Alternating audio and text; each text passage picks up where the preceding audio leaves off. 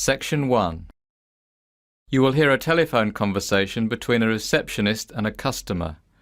First, you have some time to look at questions 1 to 8. Pause the recording for 30 seconds. You will see that there is an example that has been done for you. On this occasion only, the conversation relating to this will be played first. Good morning. Fairview Lake Camping Center. Can I help you? Oh, yes. I'm interested in bringing a group of school children to your centre for a week's stay this summer, and I'd like some information. Could you tell me something about your organisation? Certainly, sir. We have 3 main functions, really. We are a conference center, an educational institution, and simply a place where you can come and have a fun-filled weekend. Whatever your goal is, our professional staff are on hand to help you. The answer is an educational institution, so this has been filled in for you. Now we shall begin. You should answer the questions as you listen because you will not hear the recording a second time. Listen carefully and answer questions 1 to 8. Good morning. Fairview Lake Camping Center. Can I help you? Oh, yes. I'm interested in bringing a group of school children to your centre for a week's stay this summer, and I'd like some information. Could you tell me something about your organisation? Certainly, sir. We have 3 main functions, really. We are a conference center, an educational institution, and simply a place where you can come and have a fun-filled weekend. Whatever your goal is, our professional staff are on hand to help you. I think we'd like to have an educational visit and some fun at the same time. I was thinking particularly of some of our children who have failed exams and need to retake them next year. I see. Well, we offer coaching in various subjects at most levels. You know, maths, sciences, geography, languages. We adjust the courses according to the needs of your pupils. As for the recreational side of the center, we offer windsurfing, volleyball, rowing, athletics, and quite a few other sports. Most children have never tried archery, so we offer courses in that too. It's very popular. That sounds good. I'll see if there is any interest. Where would the children stay? Well, we have the Birch unit that sleeps 8 people, and Greenback Row, which sleeps the same number. Cabins 1 through 3 each sleep 10 people. Cabins 5 and 6 sleep 12 people each. How many young people are you thinking of bringing? 22. 12 girls and 10 boys. Perfect. Then I suggest cabin 3 for the boys and cabin 5 for the girls. How long would you want to stay? Ah, yes, I remember. You said a week, didn't you, Mr. Bryson, Mike Bryson. Yes, that's right, a week. Good. Groups arrive on a Saturday evening and leave the following Sunday morning. That would be fine. Now, when are your... The dates that would suit you, and we'll see what we can do. The end of June would be perfect for us. End of June. Let me see. How about the week starting Sunday, June 24th? The week starting Sunday 30th is pretty much booked up. Yes, the 24th would suit us fine. Now, about prices. For 1 week, including lessons, food, accommodation, and all sporting activities, the cost would be £425 per child and £480 per adult. Could I have your school's telephone number, please, Mr. Bryson? Yes, certainly. It's 647-864. 647-864.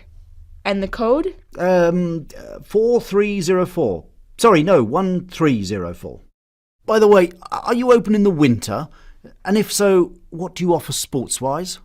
Yes, we certainly are, Mr. Bryson, and we offer ice fishing, cross-country skiing, and animal tracking. It's actually very popular in the winter. Before you hear the rest of the conversation, you have some time to look at questions 9 and 10. Pause the recording for 30 seconds. Now listen and answer questions 9 and 10. Interesting. Perhaps I'll bring a group then too. Oh, I almost forgot to ask, what are the eating arrangements? We have an enormous amount of space for dining. We can divide the dining area into several separate rooms, if necessary. If you really want your privacy, we can give you a separate room, but actually we find that mealtimes gives you the opportunity to meet people from other groups. There's no difference in price, whatever you choose. Right. What if we want to cook our own meals now and again? Yes, that can be arranged. All of the units have their own tiny kitchens, but there are also many outdoor and cook over an open fire. We try and have several barbecues too, which are very popular. That all sounds very satisfactory. I know the kids will be enthusiastic, and the prices sound fair enough, so I'll speak to my headmaster and get back to you as soon as possible. Good, Mr. Bryson. I look forward to hearing from you. That is the end of section 1. You now have half a minute to check your answers. Pause the recording for 30 seconds. Now turn to section 2.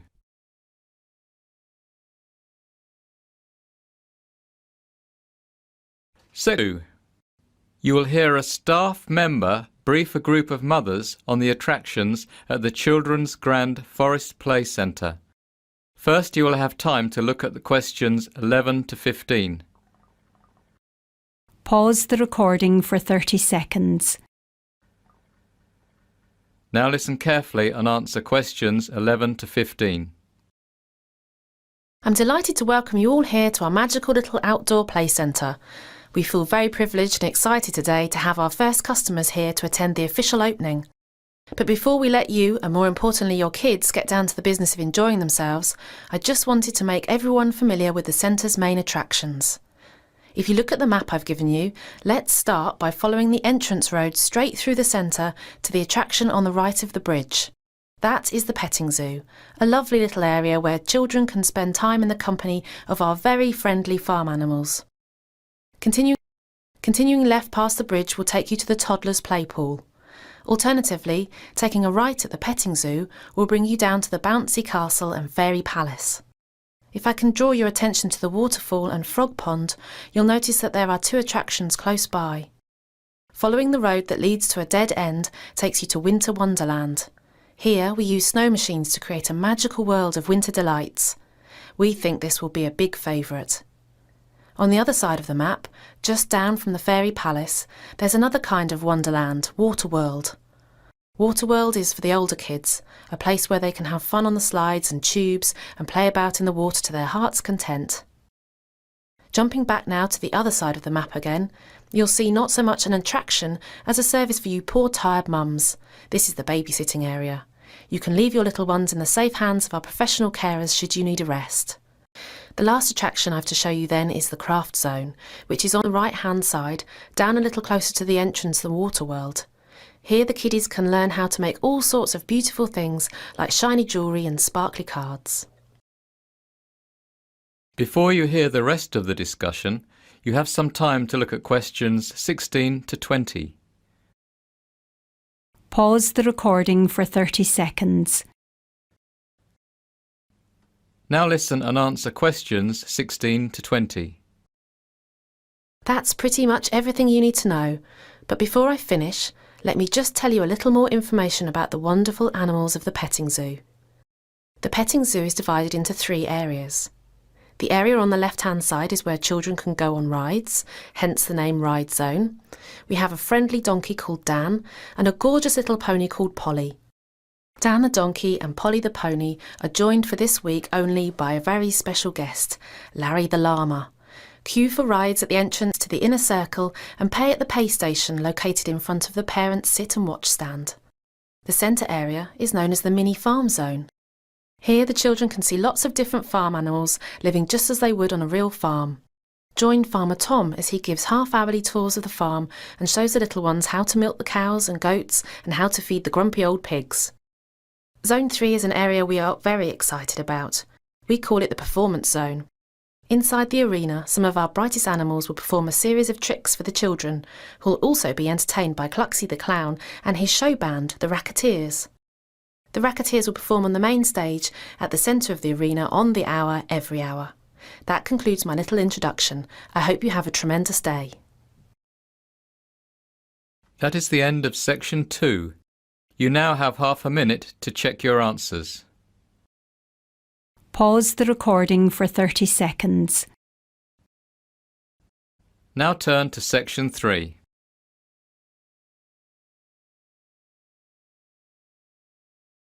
Set 3. You will hear a dialogue between a PE teacher and an administrator at a summer school. First, you have some time to look at questions 21 to 27. Pause the recording for 30 seconds. Now listen carefully and answer questions 21 to 27. Excuse me, I've come to inquire about your summer school courses. My name's Paddy Deans. Please call me Paddy. OK, Paddy, I'm at your disposal. Are you talking about concentrating on one subject, or do you want to study a number of different subjects? And are we talking about graduate studies or a preparation for graduate studies? We can also give you advice on a new career, but we're not in the field of business management or anything like that. No, nothing like that. I was more interested in your sports programmes. You see, I'm a PE teacher and I've just got a new post. There's no compulsion to do this, but I really want to improve on my teaching and coaching techniques, if you see what I mean. I believe you have an excellent swimming programme, for example. That's right. Most of our instructors reached international level. Our course is designed to enhance the technical aspects of stroke, training and the strategy for each participant. Technical instruction, stretching and dry land training, training principles and stroke development are integral parts of the programme. So it's for someone who's reached a good standard of swimming.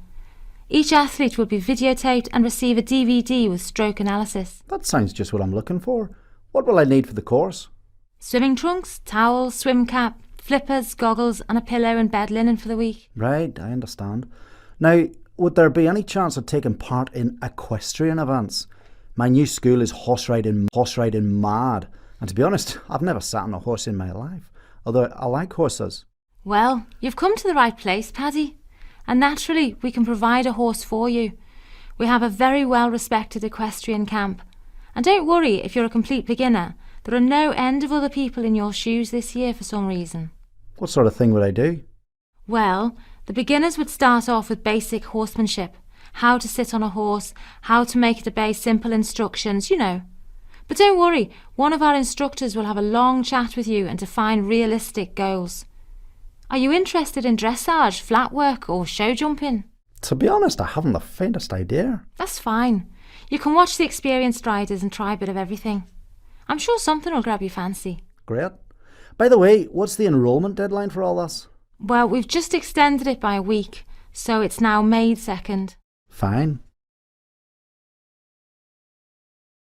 Before the rest of the conversation, you have some time to look at questions 28 to 30. Pause the recording for 30 seconds. Now listen and answer questions 28 to 30. You arrive on Sunday and leave after lunch on Thursday. The cost is £500. This covers room and board from dinner on the first day to lunch on the last, tuition, programme materials, evening recreational activities and use of one of our horses. So could I do the swimming course followed immediately by the equestrian course? Oh yes, they fit in quite nicely, one straight after the other. Now is there anything else, Paddy? Well, actually yes. Now that I'm here. In my new school I'm having to teach girls for the first time in my life and they're also big on rhythmic gymnastics. Now, although I've got lots of experience with Olympic gymnastics, I don't feel at all qualified to teach rhythmic. We do run a course in rhythmic gymnastics, but it's in September. Would you be able to come back? But I'll be back at school then. We've thought of that, and that's why it's a weekend course. 3 weekends to be exact. First 3 in September. Put me down for that one then. Any idea what the course involves? Well, I know you study the different events like hoop, ribbon, ball, Indian clubs and so on, and you take a dance course. A dance course? But I'm the world's worst dancer. You should see me do the tango. No, Paddy, it's not that type of dancing. It's called educational dance and teaches you to be aware of your body and to interpret music. Very important if you want to teach rhythmic gymnastics. Well, I suppose I better try that too. All right, Give me the details. That is the end of section 3. You now have half a minute to check your answers. Pause the recording for 30 seconds. Now turn to section 4.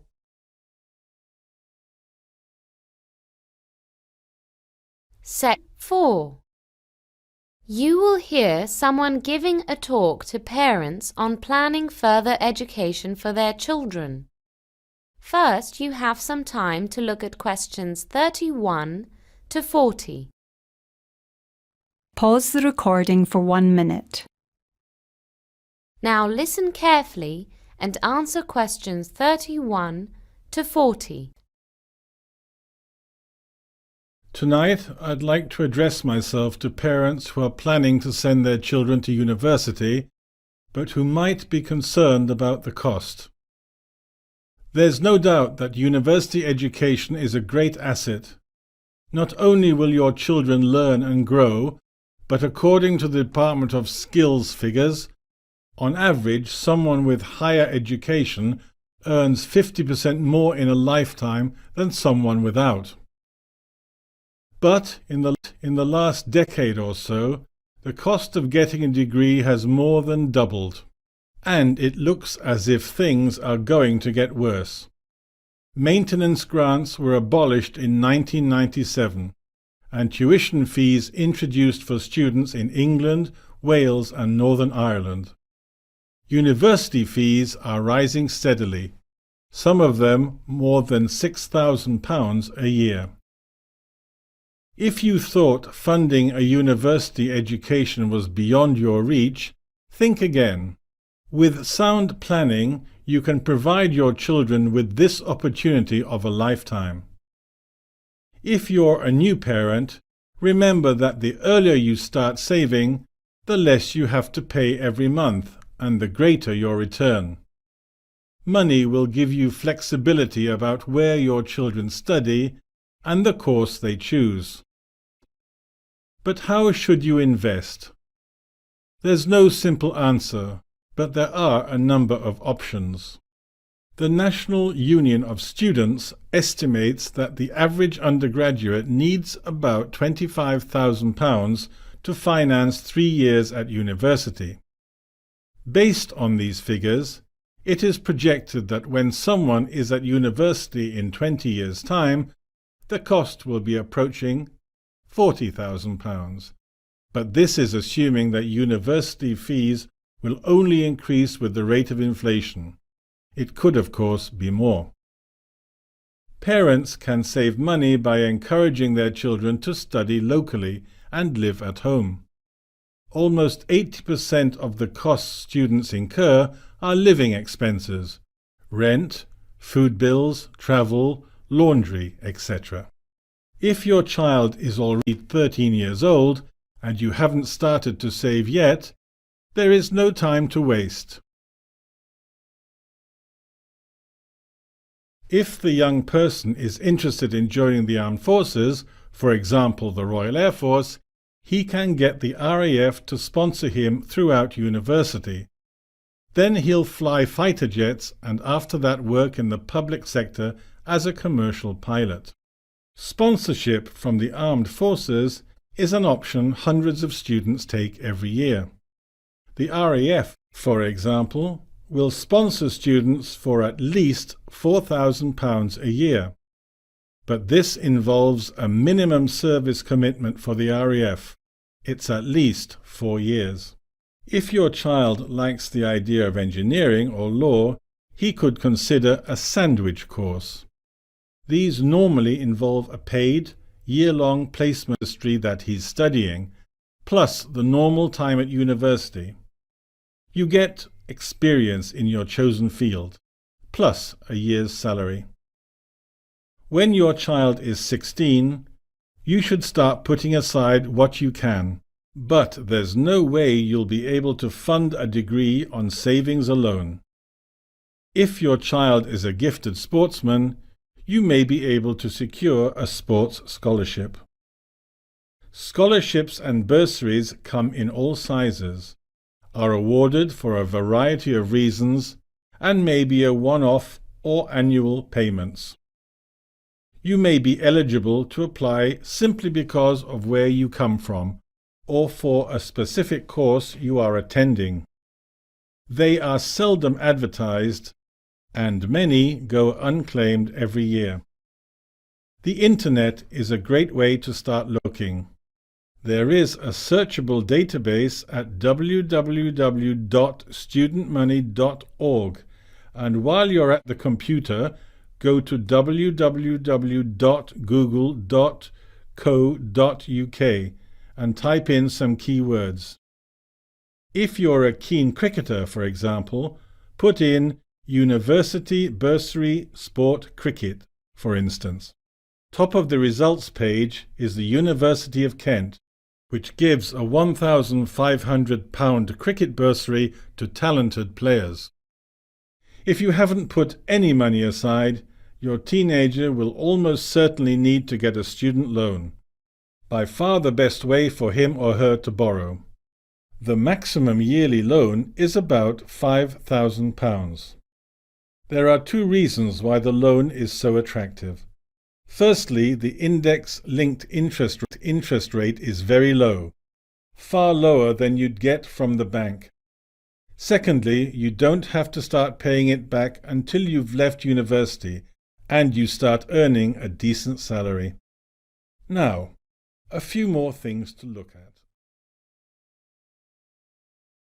That is the end of section 4. You now have half a minute to check your answers.